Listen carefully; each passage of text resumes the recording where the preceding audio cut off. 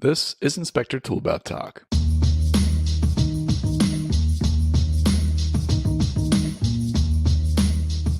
Welcome back to Inspector Toolbelt Talk, everyone. So I wanted to introduce a special guest that I've really wanted to have on the show for a long time. His name is Richard Law. He is from SOFI, which is the Society of Field Inspectors. How are you, Rich? I'm doing fine. How about yourself? I'm doing fantastic. I'm just happy to have you here.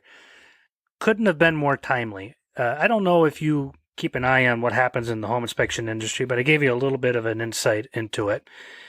Home inspection industry isn't as booming as it used to be. And a lot of us as home inspectors are looking for things to help us get through basically a miniature home inspection recession of things. Our businesses aren't as busy as we might like them. And I remember way back when that field inspections helped me and guys I was working with get through the Great Recession. And if done right, it was actually really a great gig. So that's why I'm super happy to have you on the show. But before I kind of yammer on here like I usually do, Rich, tell us a little bit about yourself and SOFI. Okay, I can do that. Of course, I'm here in Florida. I'm here in the, I guess you call it the land of paradise. And I started out in the Navy and spent 20 years in the Navy as a naval flight officer and flew. And 20 years and traveled around the U.S., traveled around other countries. And actually, I spent about 10 years out of the country. And when you do that, you realize what a great country we do live in here in the United States. So I think that's important. While I was in the service, I was stationed at the Pentagon, and I picked up a real estate broker's license when I was there and worked with some investors on investment property. But then when I left the Navy, I went to work for computer sciences as a system engineer and worked on some Defense Department programs.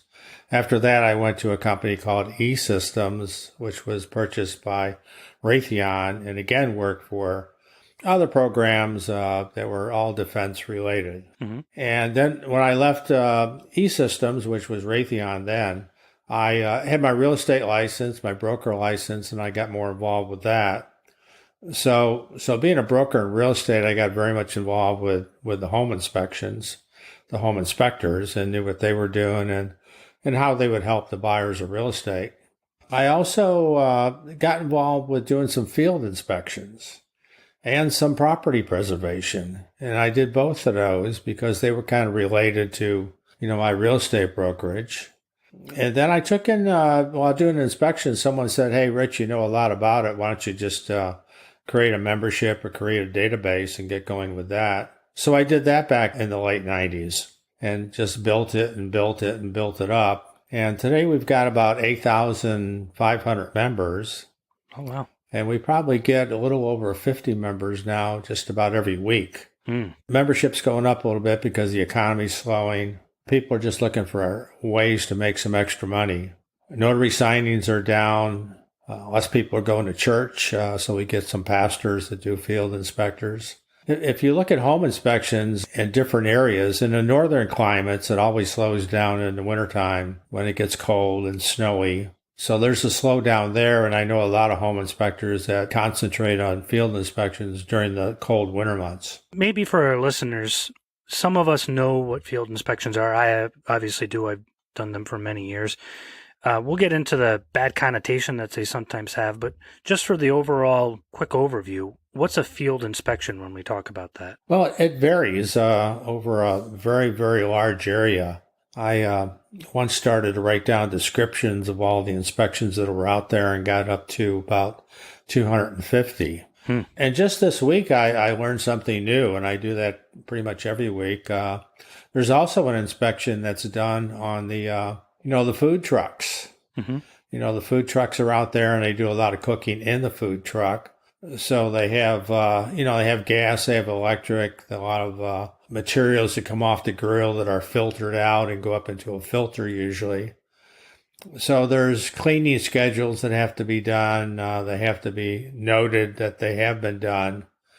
There has to be, manual pull-offs and stuff like that for gas in the truck, for propane if they're using it. So even with home inspections or mobile inspections, the same criteria from home inspections or the same criteria from something you would use in an Olive Garden works with a food truck. Interesting. I had never really done a restaurant or a food truck in my time in field inspections. I did a lot of big commercial inspections, a lot of nursing homes and things like that. They used to pay me a couple $100 to take outside photos of a nursing home or something like that. It would take, half an hour on site. I usually do it in between inspections when I'm already out and things like that. And it worked out well. But I remember looking through the list and thinking, there's a lot more that I could be doing. And it sounds like there's a lot more now than there was even just 10, 15, 20 years ago. You were talking to me the other day about some sort of inspection in lumber yards. Were those fire takeoffs, or what did you call them? Well, when you go into a lumber yard, you create a lot of dust. And a lot of people don't really understand how flammable that dust can be.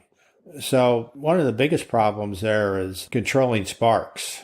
And there you need special switches, special motors in the lumber yard so that you're not sparking, that someone can't throw on a light switch and blow up the sawmill. So those are a little bit different. I've never done one of those myself, but I have talked to a few people that have. And that's what I would call probably a very unique inspection. Probably your home inspectors may never run into one of those at all. In fields and services, there's I like to classify 3 different areas. There's commercial, there's insurance, there's mortgage. The best segment is probably commercial. Well, it's not probably, it is commercial. The worst segment is mortgage, and insurance is kind of in the middle. When I say insurance, I mean residential insurance. Mm-hmm. So in the mortgage area, and this has not changed in decades, the fees are very low. Even today, field inspectors are out doing what they call mortgage drive-by inspections, where they're knocking on doors, and those are paying $3, $4, $5. Crazy. It is. It's very crazy. It's very risky.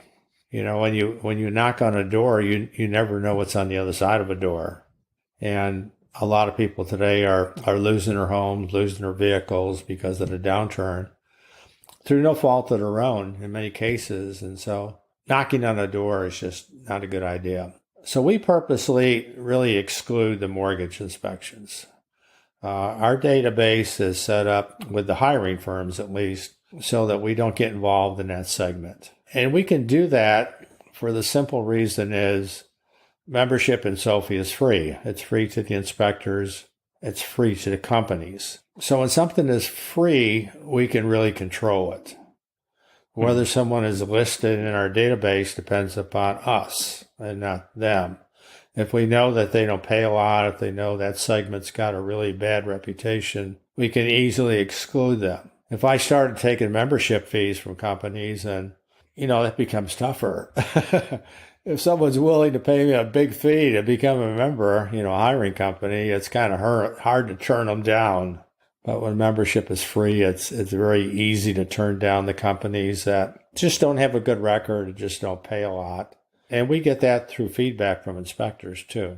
So that's kind of mortgage. It's the area you kind of want to stay away from. And you can go up to the Facebook groups and read story after story after story about low fees, people being chased, being tried to force them off the road, and just a lot of things going on there you don't want to get involved with. Yeah, and I think, not to interrupt, but I think that's why a lot of us as home inspectors, we're charging $300 to $2,000 anywhere in that range for an inspection, depending on what we're doing. We'll do big commercial inspections, $10, $20, $30,000. So when we see things like, field inspectors make $3 for a visit or $5 for a visit, automatically turns off our brain to the option of doing that. It's almost like it hurts our pride. Like, I'm a skilled inspector. Why would I do that? But I think before we get too far in, I think the point you made is important. Not every field inspection is created equal. And I think that's why I tended to like the commercial ones. They were actually kind of fun. I remember one building I was in, it was a big apartment building, and they had a big water incident. It was commercial/insurance. They paid me several $100s. I took some pictures, wrote down what I saw, and it was just fun. I'm like, I've not seen a defect like this, and normally wouldn't see it on that scale. I did one. It was a high-profile case in a city near me where the side of the brick building veneer started to fall off. So I took pictures, and they're like, "Oh, just write down, this or that." And I wrote down, "Hey, this looks like it's about to fall down." And not like 90 days later, it actually did fall down. And I'm just like, those are very interesting commercial experiences. And you know what? I wouldn't make as much as a home inspection. On average at the time, $175 to $200 an hour is what we shoot for. So I might like make $125 for an hour's worth of work. But when I'm slow and inspections are down, that was perfect. That was awesome.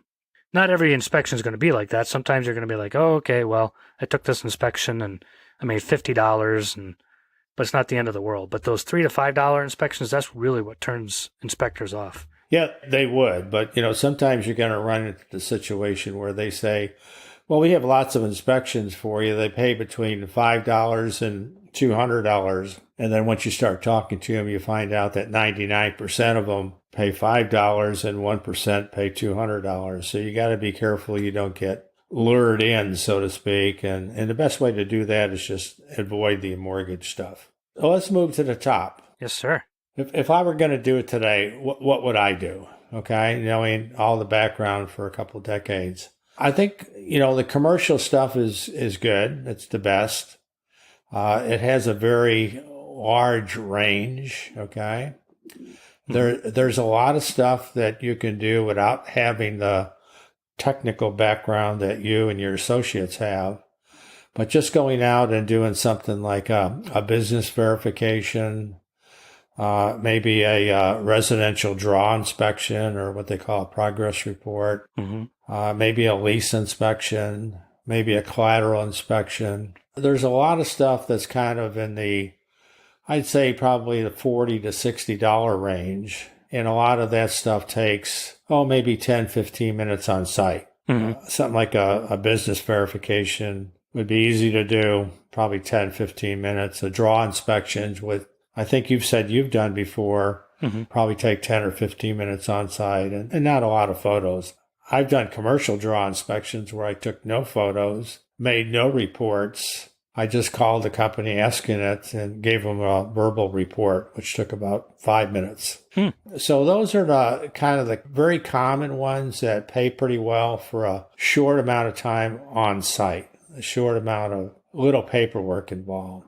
And then once you start doing those, and well, the other part too is you can be going out tomorrow to do a home inspection. And if you could do a $50 inspection on the way there that takes 10 minutes and one on the way back that takes 15 minutes, you just put another $100 in your pocket. Right, exactly. It's helping burning off overhead too, because maybe we're out marketing and we're visiting real estate offices to try to get home inspections. Okay, go visit 5 offices, then go do one of these inspections, then do a couple more, and then go do another inspection. And you kind of burned off your gas overhead for the day. Yeah, so that doesn't require any real additional training because the company's going to provide you with the inspection form and they're going to provide you some instruction. That may be on the telephone. Maybe they'll send you a video to watch. Maybe they'll invite you to a webinar. So those are good. Those are good for everyone because they don't require any training or expertise, so to speak.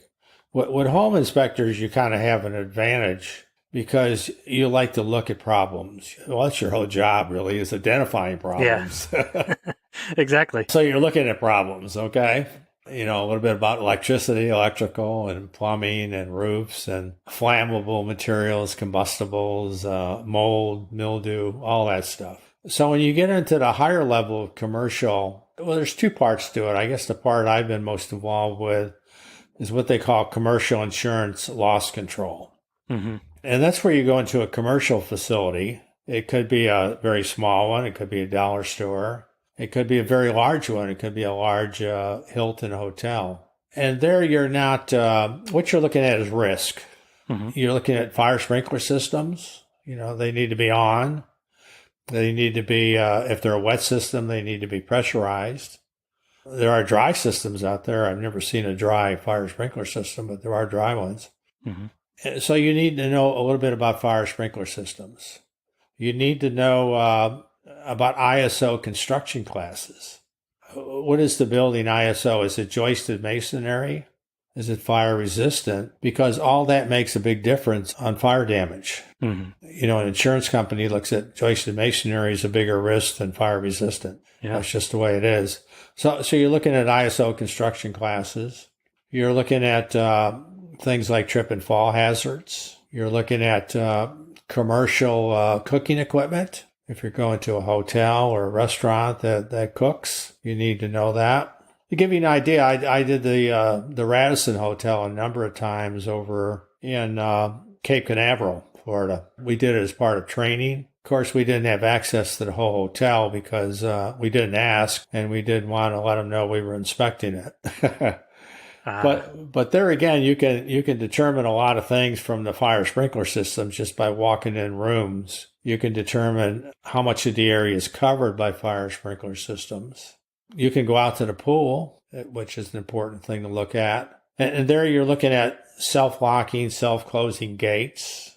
The pool at the Marriott in Cape Canaveral was not fully fenced. You could walk into the pool area from the street. You know, they want to know about water depths. Are they're marked on the side of the pool? Are there instructions on pool usage? Whenever I would go to a facility that had a pool, I'd ask them to provide me before I went there with a copy of a last county pool inspection. So I got an idea what the county thought of their pool. And you're just looking at so many different things that are technical. You know, you're looking at wiring that you can see. You're not pulling the cover off a circuit breaker panel. And there's other facilities you might go to. It could be a paint booth. And there you've got special requirements to look at. Again, you got the anti-sparking switches and breathing materials and storage of flammables. In any facility, you're looking at storage of flammables because of you can only store so much gasoline in a metal can. After a certain amount of time, if you got too many metal cans, they have to go into a locker. If you go to a manufacturing facility, you'll need to look at data sheets. So the top level commercial stuff require more training, but it's training like you guys have, is this is what's right and this is what's wrong. And once you know that, it's easy to identify. But I think that's a good example of why, if we're a home inspector and we're feeling the effects of the economy right now, we should really consider field inspections. Because, yeah, there's going to be the $25 to $50 drive by this business and make sure they're there, take a picture of this data plate, whatever. But it also opens up opportunity. Like I said, it opened up some great commercial opportunities that were just a ton of fun and gave me a lot of commercial experience. And at the time I was pushing into the commercial inspection market, and it was just invaluable. So if we're listening to this, I'd like to ask Rich this, because Rich, you're the president of SOFI. First of all, I guess my question is twofold. First of all, how do we get started? I imagine we would start off by going to sofi.us, so that's SOFI.us. And then where do we get our work from there? And then after that, how do we ensure that we're getting that good work that's really cool and interesting and pays well, and not just 8 million people spamming us asking us for $3 inspections? Okay. So that first one, how do we get started as a home inspector? Well, there's a couple ways you can get to our website. You mentioned sofi.us. Mm-hmm. And the other way is just go to fieldinspector.com. Mm-hmm. Fieldinspector.com. And up at the top of the page, you'll see a button up there that says Join SOFI. Mm-hmm. Membership is free. Just fill out the online form. There's a lot of other information up there on that front page. We have a lot of YouTube videos, which will explain to you the different types of inspections that are out there, what they're all about. It'll kind of walk you through some of the inspections so that you feel more comfortable in knowing what they're about. We have a lot of information up there on the best ways to do marketing, how to, get connected with the better companies. Mm. There's some podcasts up there, audios. They're really not podcasts, they're audio training, which will say, if you call a company, who to ask for in the company, questions to ask, the order in which to ask questions. So there's a lot of information up there just to kind of bring you up to speed on what field inspections is all about. Help you decide if that's something you want to do. Yeah, it's interesting. It does look very easy to set up. So home inspector, I go to fieldinspector.com or sophie.us. Click on the big red button that I'm looking at, and it says Join Now. Fill out the form. But it sounds like that's not it. I think I see people just thinking, okay, I joined. Now what? But you talked about marketing. Who are you marketing to? And how does that happen? Okay, you're going to be marketing to the best companies out there, at least the best ones that we know about. We have a database. Okay, like I say, we got about 8,500 plus field inspectors in there. Mm-hmm. A lot of them are part-time. We also list about 80 companies that hire inspectors. Mm. And these companies are national companies that cover the whole U.S., all 50 states, plus they cover Guam, the Mariana Islands, and the U.S. Virgin Islands. And so it's about 80 of those. And they're pretty much all commercial with some residential. And I think there's one mortgage in there. So it's pretty much aimed to the high side. Nice. And those are the companies that home inspectors are going to contact by email or calling and introducing themselves. They can also go up to their website and look at, more detailed information up there from the company on what they do and what they're looking for. So that's the list that we have, so to speak. It's in paper. It's printed. We mail it out. It's called the National Field Service Directory, and that's up at the Sophie store. Everything that we offer, of course, has a satisfaction guarantee, so there's no risk. So that part you would pay for. So you would pay for that. Okay, cool. So that makes sense. So I joined Sophie. I could pay for this directory, but just joining Sophie, those 80 companies, I imagine, are looking through the directory, and I may be in an area that they're like, oh, hey, we need a guy over there. Oh, it's a home inspector. Perfect. They may have qualifications that we need. Is that basically what? What we do is we have of course, our database, mm-hmm. and we can segment that into field reps that cover a metro area and field reps that cover a statewide area. Okay, so we have that information. Like I say, it's about 8,500. Many of the companies, not all of them, get that database from us. Okay, they order it in a PDF download. Gotcha. And it's a searchable download. And we give that same field rep database to everyone that buys the directory, field reps, because the database is very important for networking.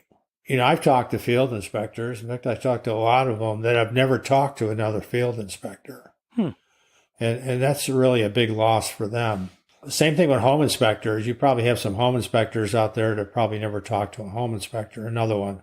Yeah, it happens. And that's a good idea. In some cases, you don't want to be talking to people in your area that are home inspectors. Well, you could talk to them, but you don't want to share information on how you're getting your work. You don't want to give them the good ideas, so to speak. Oh, I do all the time, but I'm a weirdo. That's this whole podcast is about telling everybody what I do. But with that database that they get of field inspectors with the directory. And that's, I'm here in Florida. What I do and what could do and everyone could do is I can contact a field inspector in San Diego or a field inspector in Seattle or Dallas or Boston. And I would start the conversation on the phone. I would contact them by phone. And I would say, hello, my name is Richard Law. I'm a field inspector here in Central Florida. And I see that you're in San Diego. And I thought maybe we could talk a little bit since we don't compete with each other. And maybe I can share some of my good information with you. And you could share some of your good information with me. And let's say I'm a home inspector, okay? Well, I can search for those people that are doing field inspections far away. And I can also search on a keyword like home inspector, and there are some in there that do home inspections a long distance away. And again, if you got a home inspector or a field inspector in Seattle or Boston or Cleveland, you can share information because you don't compete. Right. And it's just so much more you learn doing that. Well, the home inspection community is actually, I consider us pretty close-knit for the most part. There are home inspectors that are kind of like a little standoffish, just like in any other industry. But for the most part, we actually communicate quite a bit. And I imagine that would probably be a benefit when it comes to field inspections. So maybe we work for a company. So maybe we put forth the effort. We joined Sophie and we called a couple of companies and we get some great commercial work out of it. But they have something that comes up in Ohio and we're out in Maine. Hey, I know a guy out in Ohio. Maybe he can join Sophie and he can help you out with those inspections. I imagine stuff like that probably happens quite a bit. You can do that. And what I'm also finding, too, is there was a good article up at Zero Hedge that talks about gig workers. And what they're seeing now with the economy worsening is more and more people are looking for the backup to the backup to the backup to the backup. Mm-hmm. And when I've been both employed as an employee and I've also worked as an independent contractor. And when you're an independent contractor, you need a backup to the backup to the backup to the backup. I mean, I know a guy down in Dallas who has a chicken legs set up down there where he delivers fried chicken, not chicken legs, chicken wings. Fried chicken wings, okay? I was wondering what was happening there. he works half the day managing his restaurant there, and the other half of the day out doing some inspections. So if you're an independent contractor, the notary signing agents is another group, and the realtors is another group. They've all been slowed down because of rising interest rates. There's less refinances going on. There's less home buying going on. So we're seeing more and more notary signing agents and home inspectors and realtors looking at field inspections. In fact, the National Notary Association, which is a large notary association, they're in the tens of thousands of members. They promote Sophie up there. Nice. Because they want to take and keep their members. They want to keep them busy. They can't keep them as busy as they'd like to keep them, so they find us to help keep them busier, okay, and to keep them around, okay, which is important. There's a group out in Omaha called NPI, which is kind of like a mini training facility for home inspectors. As part of their training, they teach their inspectors about field inspections. I wouldn't be surprised if some of the other, training organizations don't start doing a little bit more training on field inspections to kind of bring the home inspectors into another area. Yeah, and like I said, it not only helps us get by in tight times, but it opens up opportunities. So I remember I was inspecting a hotel once. And then it got around that, hey, we have a commercial inspector that can do hotels and motels and all this stuff. And I ended up inspecting a lot of hotels and motels on my own and also with these other companies. I like doing it with the other companies because I'm like, all right, here's a few $100 for, an hour or two's worth of work.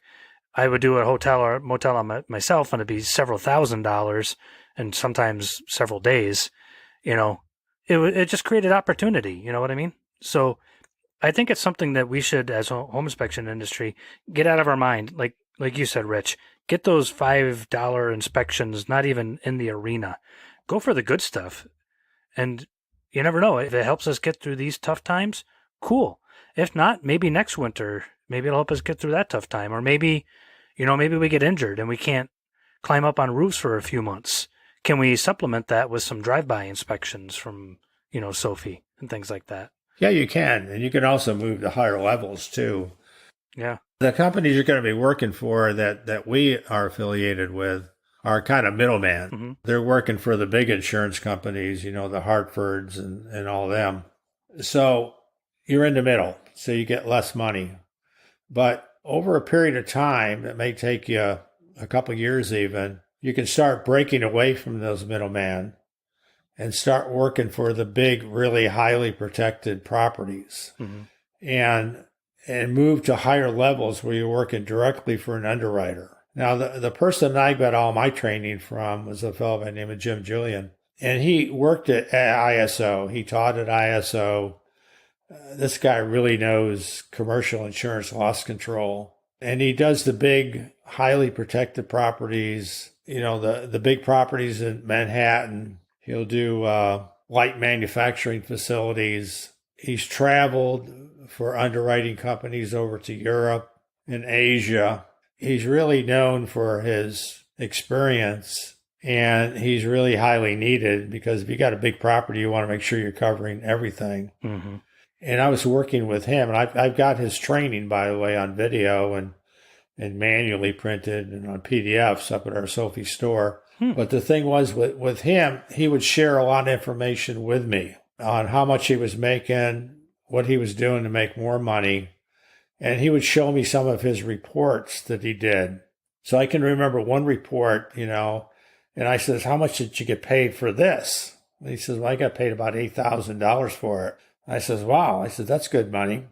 He says, well, he says that, I was 2 days on site doing the inspection, and I was 3 days writing up the report.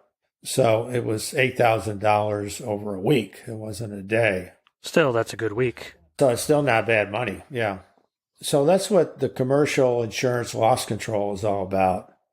And you could be doing a Motel 6, you could be doing an Olive Garden, you could be doing a Dollar General. I've done some Hampton Inns, I've done some of the bigger hotels. And they start getting easier too, the more you do them, the more you learn about them. Yeah.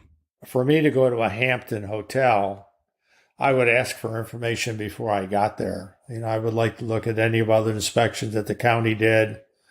I would want to know their vacancy rates. I would also tell them, say, hey, listen, I'm going to be there at such a time. I need you to have one of your maintenance people there that's going to be with me the whole time I'm there if I need them and be available to answer questions. If you've got floor plans of your facilities with the Hampton up in Fredericksburg, they had 3 big buildings. I need to know a little bit about your fire services up there, where your nearest fire department is. So I would get them to feed a lot of information to me, okay? And then I would go up there and do the inspection. And I would use the maintenance people there to, look at roofs, to look at laundry services. I would go in and look at a couple rooms, maybe 3 rooms. I would always pick the room. I never let anyone else pick the room because I didn't want someone to show me their best, okay? Mm-hmm. I'd look at the fire sprinkler systems. Oftentimes, I would sit in their coffee place there and at least do a part of my report in there in case I had questions when I was going through it. And drink their coffee and eat their Krispy Kreme donuts in the Hampton Inn, which was nice. It's nice to have a little sugar in your system when you're writing a report. Yeah, definitely. And so those are, fairly easy once you get going. And you go through the same thing again and again and again. And you have all your boilerplate material on recommendations. The same thing like home inspections. Yep, exactly. You do one, you've got all this stuff written up, you see it, you just copy that information and paste it. And the expertise comes in identifying it and solving the problem. Yeah, so I think that's a good illustration of why it's a good field for home inspectors, because that's what we do. We call them canned comments. We identify issues. Yeah, but with field inspections, it's when you start out, you're kind of learning on a job, in a lot of different areas. Mm-hmm. But in some of the things, like I said, those $50, $60 inspections, and some of them are priced by the item. You could go to a John Deere dealership and do a floor plan inspection. I used to go out to a dealer for commercial construction equipment. He had graders and loaders and backhoes. I would go out there to take and see what was on the floor, what he'd sold, what was out on demo, and everything had to be documented. They wanted to have the hours on the machines. If something was out on demo, I wanted a record of who had it. And then you go back and forth and you do that same inspection probably every couple months. The first time I went out there and did it, the manager called me in the office and he said, hey, he says, you're eating up a lot of our time because, there are no more analog hour meters on this equipment. You have to turn the machine on. And here's what we're going to do. He says, I'm going to give you these 3 keys. You're going to be able to turn on every piece of equipment that we have here in the dealership. He says, you're not going to be able to, he says, you can start them with these keys, but you're not going to start them. He says, if you start one, he says, that's going to be the end of our relationship. He says, you just turn on the ignition to get the hours and turn it off. He says, here's what we're going to do it this way. When you leave here, you take these 3 keys with you. When you come back, you bring the 3 keys with you. And he says, call me the day before you're going to come back so I know you're coming. And when you arrive, walk in the dealership and let us know you're there. So that was great. Nice. That was so easy. Yeah. And I did that every month, or not every month, but every 2 months for years. And so they knew me, I knew them, and it paid pretty well. So I think that's a good illustration, too, of your experience there, that it can be a great career. It can be a side gig, and it can be a great career, and it can lead to nice situations like that. Not everything is, running out in the rain and snow and wind and taking pictures of strange things. It's, cool commercial inspections, cool niche inspections, and things like that. But Rich, I tell you what, this has been fantastic information. I really think the home inspection industry as a whole, we need to hear this right now.